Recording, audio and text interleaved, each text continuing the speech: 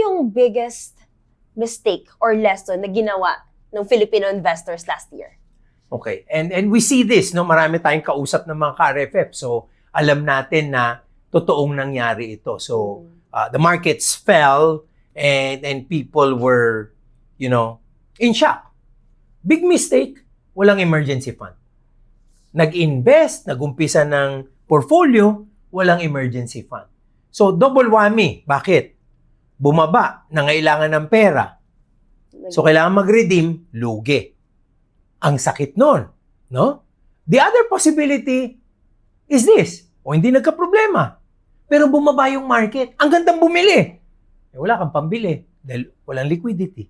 'Di ba? So, sayang yung opportunity and we're putting ourselves in danger. That is one big problem. Pero alam mo, Trisha, when I think about problems, there are others eh. Yung iba naman, asset allocation. Concentrated sa Pilipinas. Bumagsak ang Pilipinas, umakyat ang US, umakyat ang Asia, naiwan tayo. So anong kulang? Diversification. Kulang ng asset allocation.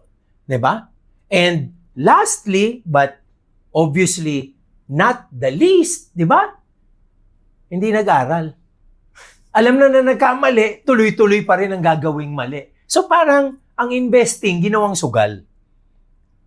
You will have to be a lifelong learner. You will have to listen to learning opportunities such as this para kung ka-RFF kayo, medyo malayo na dapat ang pinagdaanan nyo in terms of learnings and lessons. So, we want you to be with us. We want to be able to handhold you. So, each and every exchange that we'll have is a learning experience.